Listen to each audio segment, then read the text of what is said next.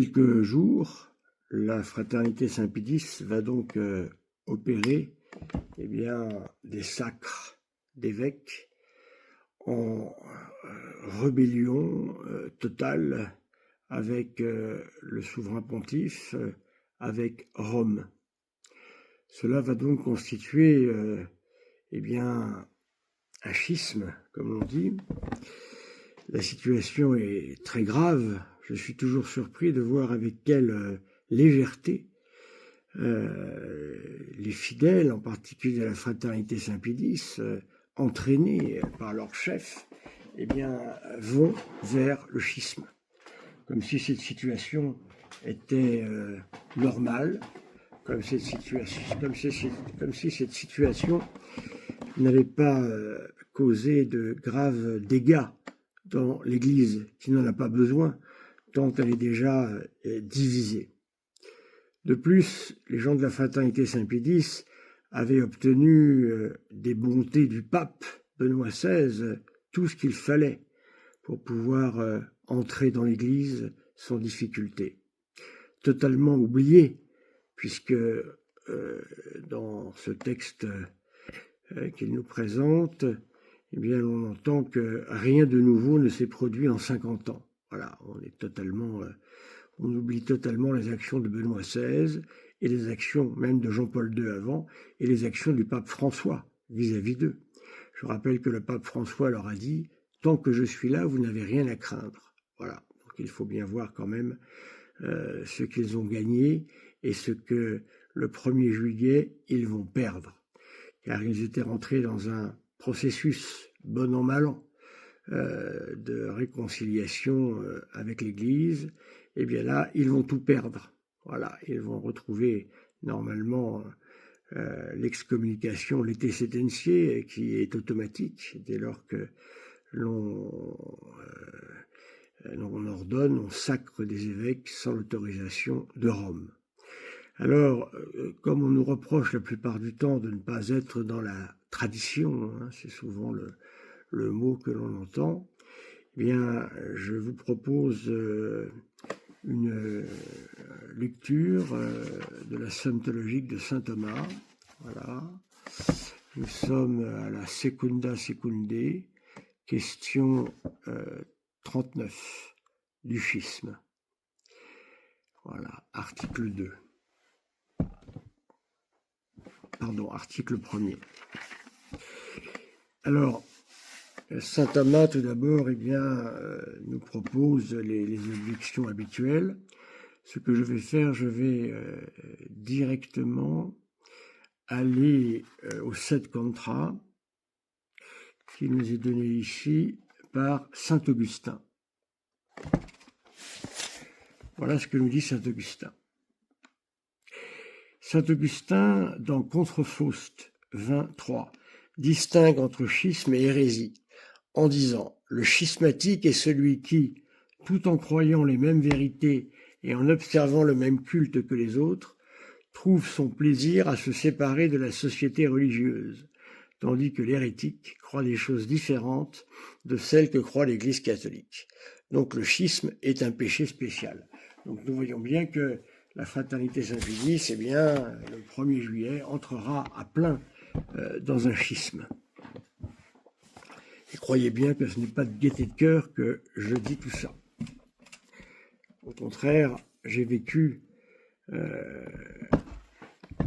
la période de négociation avec Benoît XVI et que je fréquentais avec un autre prêtre à cette époque-là, justement, quelques membres de la fraternité Saint-Pédis dans cette perspective de réconciliation. Je puis vous dire que c'est une des plus grandes expériences de paix liturgique et ecclésiastique que j'ai pu faire. Voilà. Donc, pour vous dire véritablement que le schisme est quelque chose de très grave et, comme nous allons le voir, une atteinte à la vertu de charité. Le péché de schisme est alors je vais dans la conclusion. Le péché de schisme est un péché spécial, un vice spécial opposé à la charité, par lequel on refuse de se soumettre à Jésus-Christ et à son vicaire, et de communiquer avec les membres de l'Église qui lui sont soumis. Bien sûr, la fraternité Saint-Pédis répond parfaitement à ce qui nous est dit ici, dans cette conclusion, en ce sens qu'il refuse de se soumettre au vicaire du Christ, le pape Léon XIV, qui les a suppliés de ne pas faire cet acte de nouveau de schisme, c'est-à-dire de sacrer les évêques sans l'autorisation de Rome. Et ensuite, bien sûr, il y a également ce refus de communiquer avec les membres de l'Église.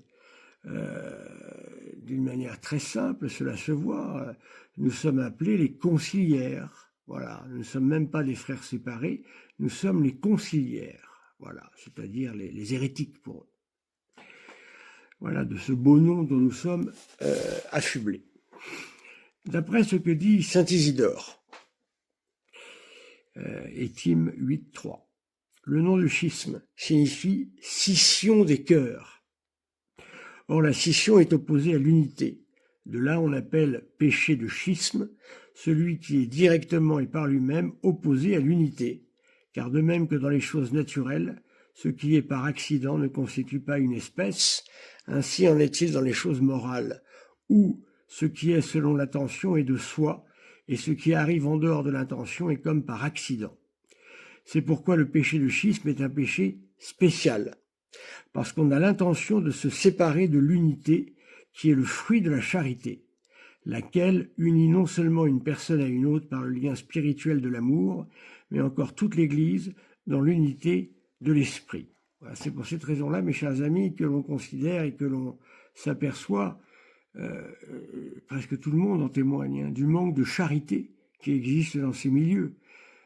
Fraternité Saint-Pédis, et ensuite c'est des vacantismes, bien évidemment, c'est encore pire. Et voilà pourquoi on appelle proprement schismatique ceux qui spontanément et avec intention se séparent de l'unité de l'Église, qui est la principale unité. Car l'unité particulière de quelques-uns s'harmonise avec l'unité de l'Église, de même que l'union réciproque de tous les membres dans un corps naturel s'harmonise avec l'unité de tout le corps. Or, l'unité de l'Église se fait remarquer en deux choses, savoir dans la connexion ou communication des membres de l'Église entre eux. Voilà. Donc, la fraternité Saint-Pédis va rebâtir le mur de la haine, non plus cette fois-ci entre les tenants de la religion originelle et les autres, mais cette fois-ci, se disant les tenants de la tradition, comme ils disent, mais nous verrons ce qu'est la tradition pour l'Église catholique, et les conciliaires que nous sommes, bien sûr. Dans la connexion, l'unité de l'Église se fait remarquer en deux choses, donc dans la connexion ou communication des membres entre eux, et ensuite dans l'harmonie de tous les membres de l'Église avec un seul chef, d'après cette parole de l'apôtre, Colossiens 2, 18, 19, vainement enflés par les imaginations d'un esprit charnel, et ne demeurant pas unis au chef, duquel tout le corps reçoit l'influence par les vaisseaux, qui en joignent et lient toutes les parties, et s'augmentent par l'accroissement que Dieu lui donne. Or ce chef, c'est le Christ lui-même, dont le souverain pontife tient la place dans l'Église. C'est pour cela que l'on appelle schismatiques ceux qui refusent de se soumettre au souverain pontife et qui veulent point communiquer avec les membres de l'Église qui lui sont soumis. Voilà. Ensuite, il y a la réponse traditionnelle aux objections. Voilà. Donc, mes amis, nous voyons ici que nous sommes véritablement dans un péché de schisme. À l'article 2, il nous est dit que le péché d'infidélité étant directement opposé à Dieu et à la vérité première sur laquelle la foi repose, et d'autre part le schisme étant opposé à l'unité, qui est seulement un bien divin, il est évident que l'infidélité est dans son genre un péché plus grave que le schisme. Voilà, donc ici on distingue la gravité d'un péché peut être considérée de deux manières. Premièrement, quant à son espèce, secondement, quant à ses circonstances. Voilà. Donc on nous explique ici que le péché d'infidélité est plus grave que le péché de schisme. Voilà. Mais nous sommes dans la même nature, en quelque sorte, de péché. Le péché d'infidélité est dans son genre plus grave que le péché de schisme. Quoi qu'il puisse arriver qu'un schismatique pêche plus gravement qu'un infidèle, soit parce qu'il est coupable d'un plus grand mépris, soit à cause d'un plus grand danger qui résulte de son péché, soit pour d'autres motifs de ce genre. Voilà. Donc, mes amis, vous voyez ici que la gravité du péché de schisme pour la fraternité Saint-Pédis tient aussi du fait qu'ils ont reçu énormément de grâce de la part des souverains pontifes en particulier, et cette grâce, ils en ont cure, hein, et c'est bien ça la difficulté. Alors je vous invite bien sûr à une prière très importante. Je ne pense pas qu'ils renonceront à leurs actions, puisqu'ils vivront la fleur au fusil et la joie dans le cœur. Moi, c'est ce qui me stupéfait le plus. Je me souviens que Monseigneur Lefebvre, jadis, disait qu'il y allait avec un cœur tordu, totalement pris dans des difficultés intérieures monstrueuses, hein, ce que l'on peut comprendre. Voilà. Prions bien pour les membres de la fraternité Saint-Pédis, afin qu'ils se rendent compte de la gravité de leur acte. C'est cela qu'il faut demander, afin qu'ils reviennent vers la Sainte Église catholique, vers son chef, le pape Léon XIV. Voilà, c'est ce que nous demandons pour la fraternité Saint-Pédis à la veille de cet acte très grave.